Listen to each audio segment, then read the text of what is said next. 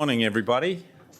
It is 8:30, so it's my pleasure to declare this first Audit and Risk Committee meeting of the new triennium open. And indeed, it's my pleasure to invite Councillor Philo to open the meeting with the karakia. And I understand, because the words are on the screen and our meeting papers, that we are free to participate. Kia ora koutou, me ino tātou. Whakataka hau ki te uru, whakataka te hau ki te tonga. Ki uta. Mā taratara ki tae. E hia ki ana te atakura, ki e tio, e huka, he hauhu, ti hei mauri ora. Thank you very much, Councillor. First of all, I'd like to sort of welcome the new members to the Audit and Risk Committee and certainly welcome the returning members. So, this is an important subcommittee of Council. We have an opportunity here to spend a little bit more time on audit and risk matters, and certainly the agenda will develop as we go through the years. Also like to welcome Sam Nicole, and also by way of introduction to the new members of the Audit and Risk Committee, our external audit is undertaken by the Office of the Auditor General, who is the auditor of all public sector entities in New Zealand. And here at Porirua, the audit is delegated by the Auditor General to EY and to Sam Nicole, who is our partner. So Sam always joins us at Audit and Risk Committees. So just as I say, by way of introduction, welcome again, Sam. And later in the meeting, we'll get a very brief update. It's in the middle of two audits at the present time. The 2022 audit's finalised and just about to start the 2023. So we'll get a brief update from Sam. I'm not aware of any apologies for today's meeting, but do we have any apologies for either late arrivals or early departures? Doesn't appear to be any, so that's fine. Also, there have been no requests for public participation, so we'll just note that. Conflicts of interest. The members returning from the previous Audit and Risk Committee will remember that it's a point that I labour. It's a really important issue that we have our interest registers up to date, and also I will always ask at this point in each meeting, are there any conflicts for items that are on our agenda today? Really important that we take this part seriously. Certainly there are some sort of nasty instances within local government where this has not been sort of handled correctly. So I will assume that there's no conflicts that need to be notified on today's agenda. All right, and we don't have any notification of extraordinary business, but as I said before, there are two sort of items of general business that I will ask both the Chief Executive to update on at the end of the meeting, and also Sam from Ernst & Young. All right, our first agenda item is 6.1, the Health and Safety Quarterly Report. Always a very important item on our agenda. So I'll move that the report be tabled for discussion. Do I have a seconder? Thank you, Councillor Trillen. So it's been moved and seconded. So if I can ask Sam to come forward to the table. Sam, as the normal procedure, thank you for your report. We will take it as read. And if you could just sort of highlight the salient features we should be aware of in this quarterly report. Morena koutou, and thank you, Mr. Chair. So through the Chair, I'll take this report as read. There's just 5 key points I'd like to highlight and then I'm happy to take some questions. So the first one, we've obviously seen a slight reduction in reported incidents through that particular quarter. There's no real key reason why that is. It's not too far below the previous quarter. And really there's a range of factors for that particular reason. But a key point to note, there were an increase in lost time injuries, so injuries that resulted in time off work for staff. That was quite a big jump, but most of the injuries were minor abrasions, contusions, and ranging from time periods taken off from a day to a week. So again, fairly acceptable. Threatening behaviour, we have seen a slight reduction compared to the previous quarter, although threatening behaviour of any kind is still unacceptable. All threatening behaviour incidents were verbal threats directed at our staff, and 13, so a high proportion of those threatening behaviour incidents were directed at our animal control and parking enforcement staff, which is, again, they probably bear the brunt of those kinds of situations. As a result, we still continue to offer training that supports our staff to either deal or manage with those types of situations through situational tactical awareness training, so how to deal with confrontation of that kind.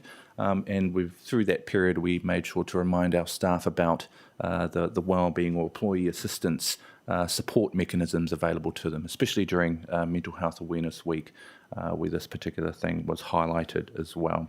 You'll also see, as an attachment and extension of this report, a review that we underwent to look at the slip risk on wet grounds. So this was as a result of a few vehicles slipping on wet grounds throughout that a few weeks prior to the quarter, which had our team go in and take a bit of a review. By and large, we found a lot of positive approaches being taken by the teams in question.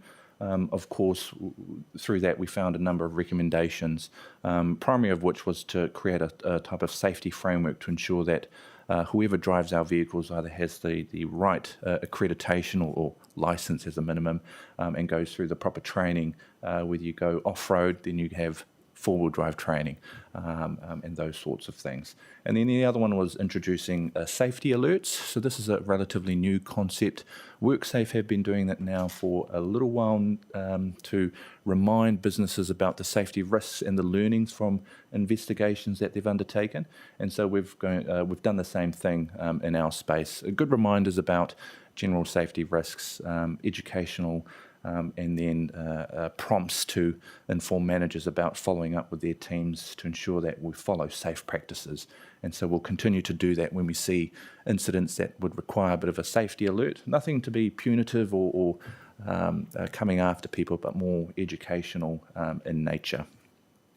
And then the final update or key point is we have seen an increase in EAP use throughout that quarter compared to the previous quarter. Majority, or over 50%, is related to personal circumstances, and from what we've seen through those personal circumstances, a lot of it's tied to the economic downturn and a lot of pressures being applied on people, as well as work stress, and then the combination of the two has certainly seen a slight increase. But those are some of the key points, and I'm happy to take any questions. Thank you very much, Sam. Open for questions and discussions. Councillor Trelin. Thank you. Yeah, and you actually partially answered the question I was going to ask anyway, because it was in relation to the spike in use of Benestar, which I actually see potentially as a positive thing, more people actively accessing it. And you mentioned in particular around, there was a drive around Mental Health Awareness Week. But noticing even comparing to the same quarter last year, it seems to be a little bit up. So I'm just wondering if there's anything there that, have we made a particular effort this year, and is there anything there that we could maybe take from that to continue doing a bit more often, making sure the people who might need access to that are actually using it? Because I see this as a positive. Through the chair, yes, you're exactly right. We do like to see people using those support services. We have increased awareness about our EAP providers, Benestar, but also Manawa Order, which we've seen not as higher use, but Manawa Order more tackles the spiritual side of things through Mirimiri and the likes. which some people aren't really used to yet, but we've seen some really great outcomes from those who do attend that. So yeah, it's just about increasing that awareness and ensuring we tell staff that the support is there. And whenever we see instances that probably would require some sort of EAP support, we make those suggestions as well, that support service is there. Sorry, Councillor Johnson was next one. Thank you. Thank you, and thanks for the report. It's a really good introduction to health and safety here, and I felt quite positive about what was in place. I just have two small questions. Regarding the incidents through September, I was just keen to see, was there one incident where numerous smaller, one larger incident where there was more than one injury to staff, or are these all just smaller individual incidents?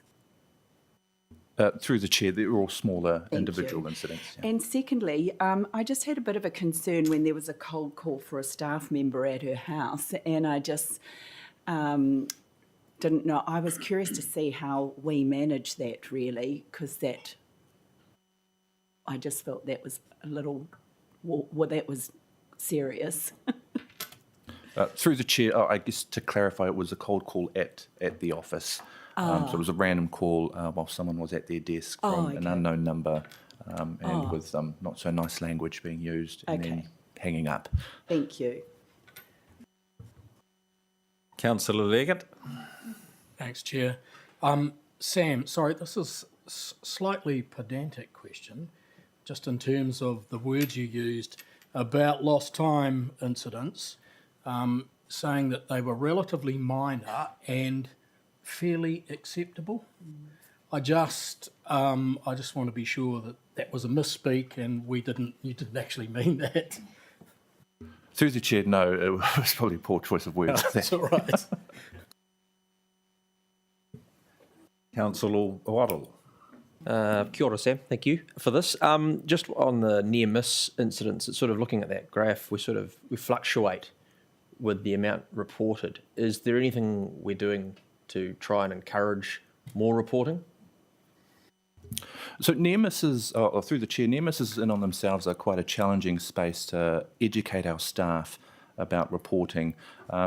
Some staff do find some minor incidents as just part of the job, and really our big role is trying to educate people about why we should be reporting even the most minor of things that people seem to think it is what it is. It happens most days. So a very minor slip, it's nothing. So it does go in peaks and troughs, and really it's incumbent on us to make sure we educate our people and tell them why near-miss reporting is as important as actual incidents as well. Councillor Duncan.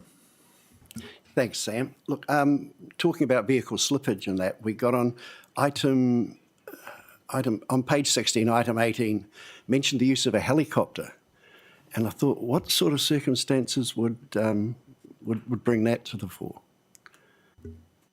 Through the chair, so that particular requirement would be more in the riparian planting space, where we have staff that might need to go further afield than what vehicles would allow, and really the use of a helicopter is a minimisation of risk to transport the goods to the site without having to do it on grounds that could potentially be wet.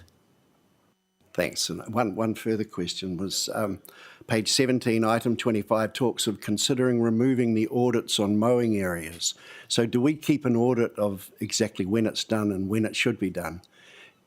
And so whether you would actually change those auditing? Through the chair, yes. So all of our areas require an audit, and that's just to ensure the stuff gets done, which we found through this can possibly conflict with how work is prioritised if you're under pressure to be audited. So those will be removed, will they, those? Not so much, through the chair, not so much removed, but having more openness within the team to talk about, can we not do it this time, even though we've got an audit happening soon, especially with the risk of slipping. Thank you, Sam. I've got one comment. It's important for the committee to understand that council is responsible also for health and safety of contractors that are working on council's behalf. And if you have a look at the reports there for the major contractors, Downers has a really impressive lineup. There's sort of absolutely no injury incidents, and it's interesting, it's consistently 2 each of the 3 months in the quarter. So Sam, perhaps if you could just share with the committee what you shared with me the other week as to sort of why that is the case. Through the chair, so Downers in particular have a really progressive health and safety system, and they've actually been lauded over recent years for it. They have a very open culture. They utilise technology to better enable reporting to occur, and a very open and honest. If things happen, make sure we report them. We are lucky we haven't seen many in our particular area from Downer. There have been a few in other TAs, but again, a very good space. Wellington Water in particular recently won an award a few months ago about their reporting system too. However, of course, you see a lot more incidents for Wellington Water. But by and large, contractors are starting to really get on board with health and safety, especially with WorkSafe taking more notice at contractors and subcontractors, with a very recent WorkSafe prosecution to remind contractors about subcontractors. Thank you, Sam. Councillor Hayward. Ata Maria, kia ora, koromata, aroha mai, matua hia mana, Alan. Not even your job. I have 2 part-time, and I'll reserve that I may have substance in relation to it. The first one is, and I'm sure this has come up in previous meetings, but could you provide some commentary, Sam, in regards to online abuse of officers, because obviously that still happens from time to time. The frequency can be debated as to whether they are the targets more than publicly elected officials, and what measures, other than the ones that you've talked about already, including EAP, do we have in place to try and mitigate the risk and harm from those types of incidents? Thank you for the question. Through the chair, so officers isn't, just to clarify, you officers. Right. We haven't delved too deeply into that, although I note the Mayor of Wellington City and their approach with her safety has taken a bit of an increase in the media and what they're doing to support her in her capacity. It's certainly something that we can explore. We do have business as usual mechanisms to support, but again, in this day and age, with more threatening behaviour coming through, it's certainly something that we probably need to explore a bit more about how we support officers as well as our staff. Kia ora, Sam, he patai tuarua. And it's something of a wide bow, but I'll give a bit of context in advance. Following on from the chairperson's point about our role in oversight with regards to our contractors, I want to just see what role Porirua City Council has in ensuring that measures that were agreed to as part of the independent review into the wastewater treatment plants, specifically one here at here in Porirua, and the one of those recommendations was to make an explicit form of the standard operating procedures guide for staff operating the plant. Now that work, I do not have an update yet in terms of the committee, so I'm not going to talk about Veolia's role in that. I just want to talk about Porirua City Council's role and keeping a track on the contractor, and that's the focus of it. Do we have any commentary from officers about that? So through the chair, as part of my role, I meet once a quarter with my equivalents from those organisations. Primarily once they've sent me this, then we talk about some key points as part of that. I will, however, have to follow up on that independent review. I haven't been here long enough to be privy to that, but certainly I can follow up on that one. And I know the business as usual contract managers, so our staff who work directly and engage with our contractors, do have regular meetings with them as well, which range from general operational issues to health and safety. But I will follow up. I was wondering, Andrew, whether you would like to sort of add or able to add to that. Through the chair, I can follow up on that, but the biggest problem I've got is the meeting that Wellington Water organises with all the GMs from the different councils where that would be discussed always clashes with council or TPK. and I prioritise coming to your meeting than their meeting. So the cycle may change next year, but it's the sort of thing I can just have a chat to Jeremy McKibben about and say, Jeff raised that question at the meeting. Where's it at, Jeremy? We need to follow up. We want more reporting, and we can pick it up in the next joint committee report again.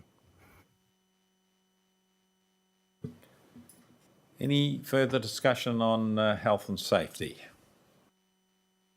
There appears to be none. Thank you very much, Sam. It's been moved and seconded. All those in favour that we receive this report, please say aye.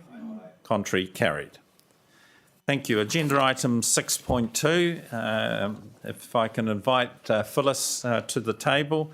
This is the 6 monthly legislative compliance update. So I'll move that we receive this report. Do I have a seconder? Thank you, Councillor Philo. So same rules, Phyllis. Thank you very much for your paper. Take it as read, but we would welcome just a little bit of highlighting and introduction to the paper before we open it up for discussion. Tēnā koutou katoa. Thank you, Chair. I'm Phyllis, Manager Risk and Assurance, and through you, Chair, if I provide some highlights of the report. So this is the legislative compliance report, and this is something that the Council does every 6 months to ensure that we are complying with the various legislations that we have, or have actions in place to make sure that we address and improve our compliance rating. So in terms of just a few highlights, one really good thing is that we do have 100% response rate in terms of everyone that we asked to provide this attestation. So that's really pleasing and really easy to do from my end. In terms of some of the non-compliances that we've identified, there were 9 issues of partial compliances, and this represents just about 1% across all the legislative obligations that we have checked. And of those, we have addressed 4 matters, and the report details the actions that we're taking for the rest of the 5. And overall, there is appropriate management oversight for these matters. So those are the key points from this report, and happy, Chair, to direct any questions. Thank you very much, Phyllis. Councillor Duncan. Yeah, thanks, Phyllis. In the details of the non and partial compliances, there's no mention of the fine that that was imposed on the odour complaints from the landfill. Is there a reason for that? The fine probably happened before this reporting period, if I'm not mistaken. Is that correct? We do have some findings around non-compliance with the Resource Management Act around the wastewater treatment plant in terms of its processes. So the event would have occurred. Actually, no, the event did occur. We will follow that up. So the event did occur in the reporting window, so we will follow that up. Just as a little background information, the council, as Phyllis said, uses an external product called Comply With on a 6 monthly basis, concentrates on certain selected legislative requirements, and then gets senior management within the management team to undertake that survey. The Comply With product is used quite extensively throughout New Zealand and the local government. Certainly as an external person, I know it's a bit of a pain in the neck doing this every 6 months, but it is a really good step. It does highlight some issues that come out of that process that probably wouldn't otherwise be highlighted, and they're able to be dealt with. There's very seldom anything really very serious comes out, but it's a really good discipline, and I'm glad to see that it's undertaken with due care here at this council. Any other discussion? All right, it's been moved and seconded that we receive this report on the 6 monthly legislative compliance update. All those in favour, please say aye. Aye. Contrary, carried. Thank you. Phyllis, you can stay in the seat for the next agenda items. 6.3, the Strategic Risk Report. We've been asked to receive and note this report as well. So I have pleasure in moving that I put it on the table for discussion. Do I have a seconder? Thank you, Mayor. It's been moved and seconded. So again, Phyllis, just briefly introduce us to this important agenda item. Through you, Chair, just a few highlights again of the Strategic Risk Radar report. There were two key changes to the risk profile itself. The first one is around financial and economic pressures. This was previously focused on the global financial crisis, and what we've done was to update it to reflect the impacts to our actual community locally, rather than what's happening globally, globally. So the key pressures in terms of the impact to our community is around affordability and interest rate rises, etc. The second risk that has moved is around the public health event. So this was previously eventuated where we're in the midst of the pandemic, but the government has recently removed a lot of the restrictions, and this really signals a move into a long-term management of the risk where controls are in place as part of normal operations, where we have good hygiene as part of normal practice, to stay at home if you're sick, etc. So this now really move into normal operations in terms of how we manage the pandemic. There's quite a lot of updates as well in terms of the sector changes, and you will have seen quite a lot of announcement around the Natural and Built Environment Bill and the Spatial Planning Bill in terms of replacing the Resource Management Act, as well as announcements around the future for local government, and of course more recently the Three Waters reforms. So all of those are reflected in the updates around sector changes. In terms of the organisation as well, we are continuing to have workforce pressures. This continue to remain at high. No change to that rating there, but that is something that the organisation is facing. So again, the key updates within the details of the report are all highlighted in blue for ease of review. And again, Chair, happy to direct any questions. Thank you again, Phyllis. Councillor Trillin. Thanks very much. Yo's question in relation to the rating on the public health event, and talking about in particular the move from to eventuated. I guess my concern is we've got that listed as possible right now, and the report also refers to a post-COVID-19 environment, and just particularly in the right now when we're sort of seeing cases begin to spike again and get up to quite high levels, and I suspect, I don't know the details, I suspect that's having workforce impacts, and the organisation will be feeling that. Are we still treating COVID-19 seriously enough? I'm happy to answer that. Yes, indeed we are. We are having some workforce impacts. People are required to stay home for 7 days. But it is a marked difference from even 6 months ago, when actually there were a lot more restrictions, and if you were a household contact, you had to stay home. That was having more of a workforce impact than right now. So we do things like we've got a staff Christmas function. So we did a whole risk assessment around the potential COVID impacts of that. So we've certainly been taking all those things seriously, but we have always followed the guidance of the government, and the guidance is very clear that we are in a process of normalising COVID into this, it's if you're sick, stay home.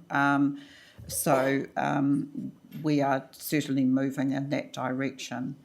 But yes, we continue to take it seriously, and probably the bigger impacts are the almost secondary impacts at the moment, the workforce impacts, and when I say workforce, I mean talent attraction and etc. Rather than so turnover is at one of our all-time highs at the moment. So those kind of impacts are having more than the actually people getting sick. People do get sick, but they generally don't stay away for longer than a week. And you can get the flu and stay away for a week too. So it is normalising to some extent, but yes, we continue to take it seriously. We're monitoring every week the incidence of COVID in our workforce. So yes, we do continue to take it seriously. Cool. Thank you. And I guess just to add to that, and this is sort of a comment, I guess, just around how we are identifying public health risk at the moment as possible. And because I guess my perspective on this would be, if the government is actively loosening restrictions and moving in a direction where it's about normalising, I understand why we would look to mirror that. But to my mind, that actually probably represents an increase in risk in terms of things like the number of cases are going up. That's going to have a bigger impact on our workforce, and the potential long-term issues of that, we still don't know what that could be. So I understand us taking the lead from the government. I think that makes sense. I just wonder if from a risk perspective, if we should be reflecting that in our reporting and saying, actually, we're identifying that because of this direction of travel, there potentially is a greater degree of risk going forward. So I guess that would just be my comment around potentially seeing some movement there. But thank you for that explanation.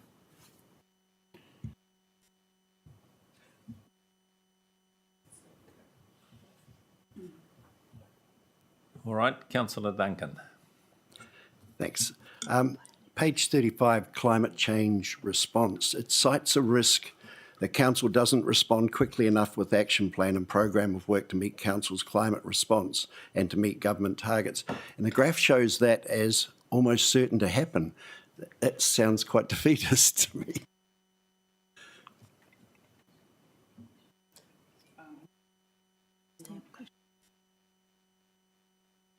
I wasn't sure if it was a question or a statement. I suppose what we're getting at is it's very expensive to respond to adaptation, and it's likely that we won't be able to afford that before the impacts hit. So it's trying to be pragmatic and practical around expense versus impact, I think is what we're getting at there. Councillor Duncan? Thanks for that. Could I have one other question? On page 41, major infrastructure failures. The graph shows it's likely, but should it happen, it would be, it's unlikely, but should it happen, it would be extreme. Now, examples of major infrastructure failures included reservoirs. And knowing the parlous state of the great majority of our reservoirs, and particularly when you read on the next page about the natural hazards and portending a magnitude 8 earthquake, is unlikely a fair assessment of that.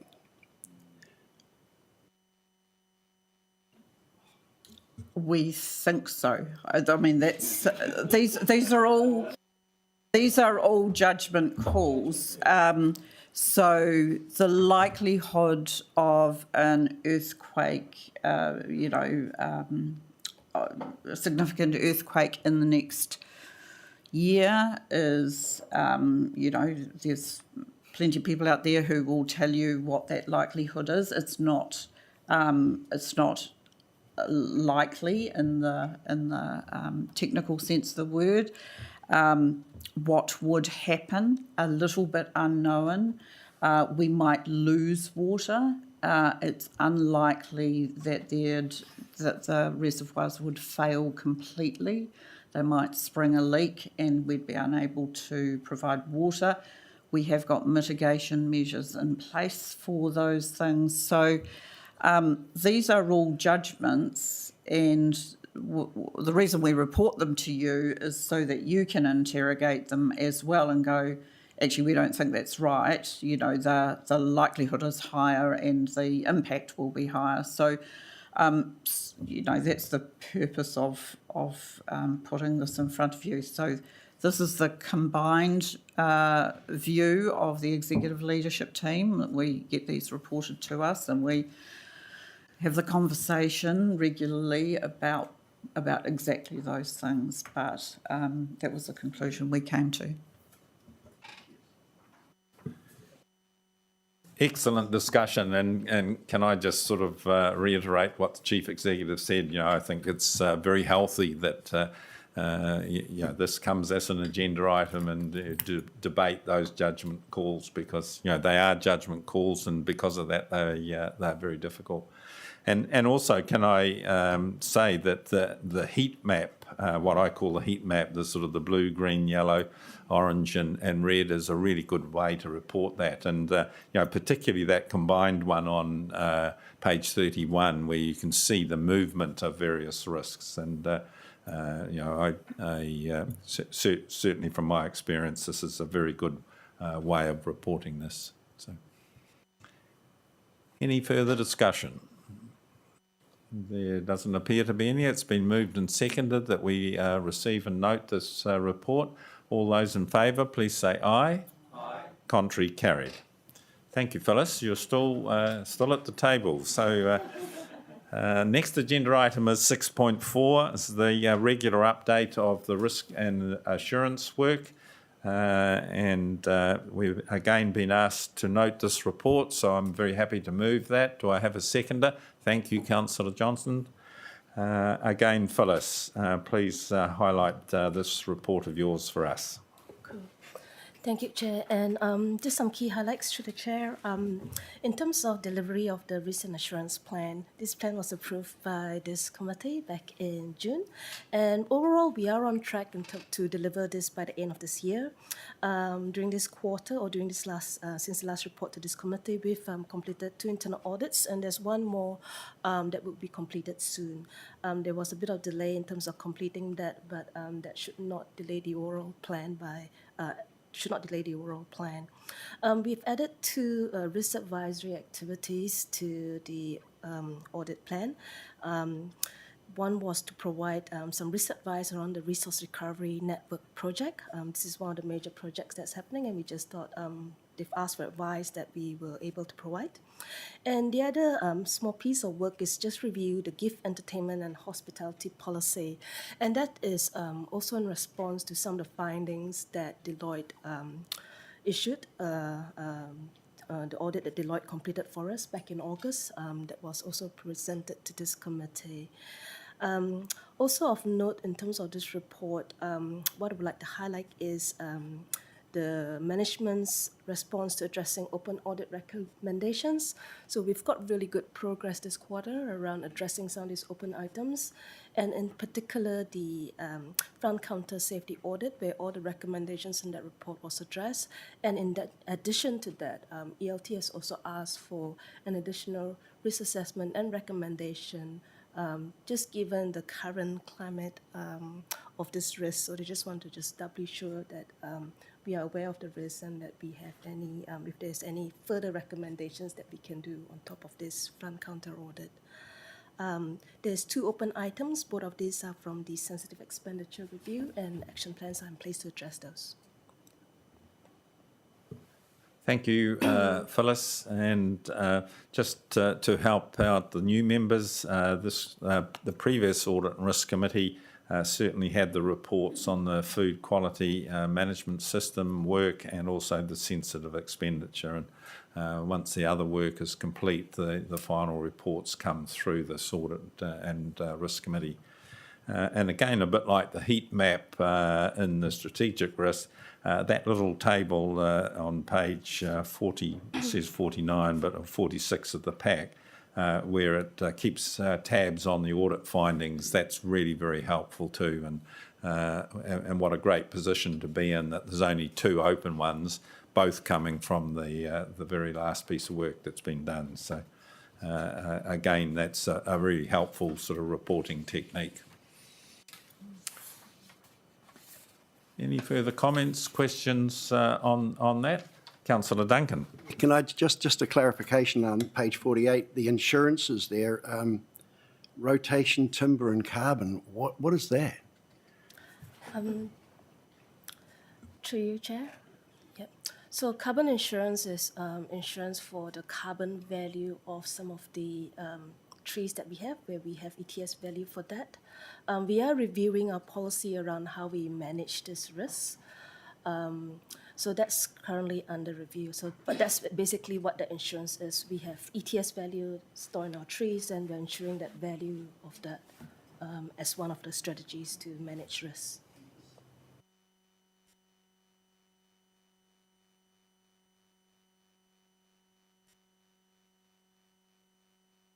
Any further questions on that?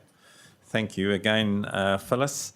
It's been moved and seconded that we note the risk and assurance update. All those in favour, please say aye. Contrary, carried. All right, Phyllis, you are able to step down. Thank you. Agenda item 6.5, again, is a standard item on our agenda. It's the Treasury Investment and Liability Management Quarterly update. So to get this on the table, I'm happy to move that we receive this report, seconded by Councillor Duncan. Joe, I think you're going to highlight this for us. So this is through the chair, this is a standard report we do around our treasury management. So that actually looks at our borrowing. We have some benchmarks. So what council has approved is our investment and liability management policy, which is through that we manage our financial risk exposures through interest rates and liquidity.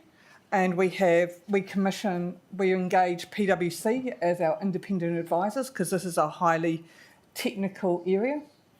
And each quarter we report back to Audit and Risk on our compliance against the Treasury policy. We are fully compliant. I thought one thing on page 53, what I would highlight is on the funding maturity profile. You will see that we have debt maturing of 15 million. And we always, through our Treasury policy, we ensure that within 12 months we have a linked deposit to cover that debt. For your information, that actually helps us. That is one of the key things that maintains our Standard & Poor's rating, so that we pre-fund all our debt at least 12 months ahead of time.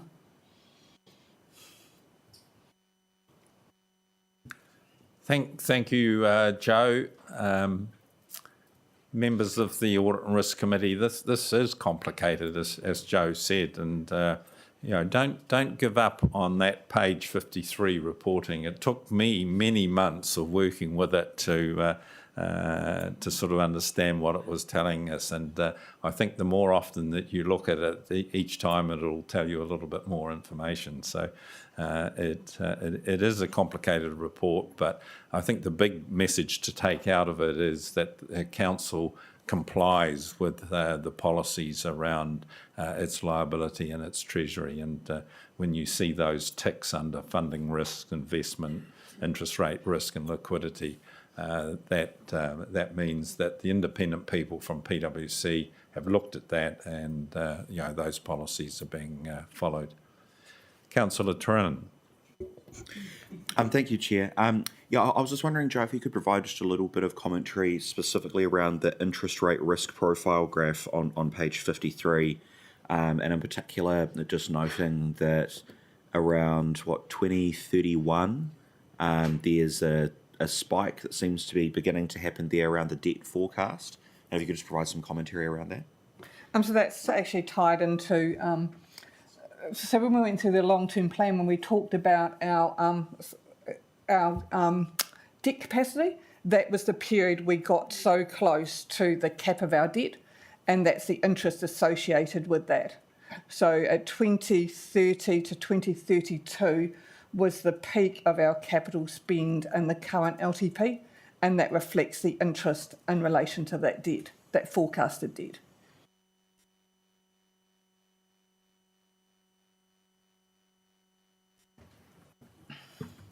All right, no further questions, discussions. It's been moved and seconded that we note this Treasury Investment and Liability Management Quarterly Update. All those in favour, please say aye. Aye. Contrary, carried.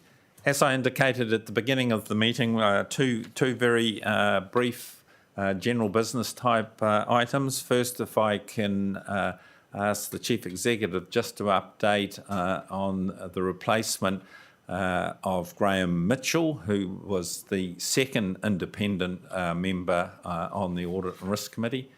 Graham had completed 3 trienniums, 9 years, so he stepped down at our last meeting, and I'll ask the Chief Executive just to update where things are at with the replacement for Graham. Yesterday, the Mayor and the Chair of this committee and I met with a prospective candidate. We think that went well. I have not contacted that person yet, but with their agreement, I think we can proceed on that appointment. So I'll let you know whether that has occurred. I will be contacting her today.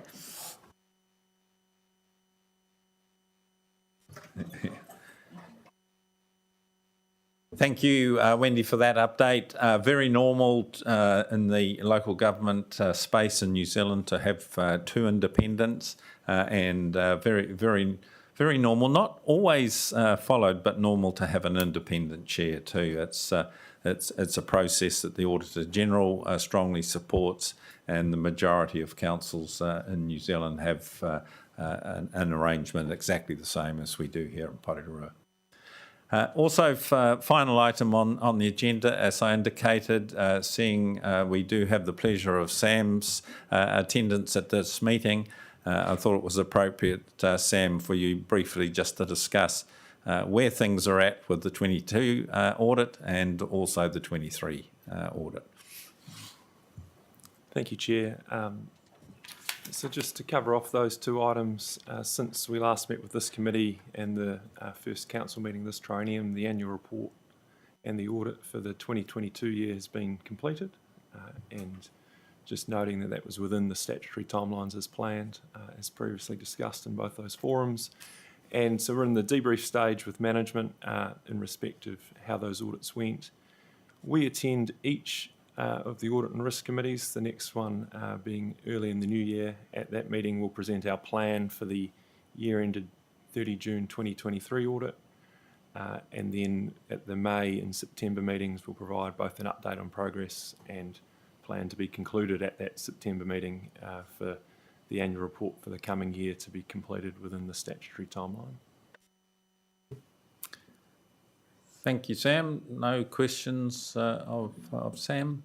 Thank you very much. And again, it's my pleasure to look to Councillor Filo to close the meeting with karakia. Thank you, Councillor Filo.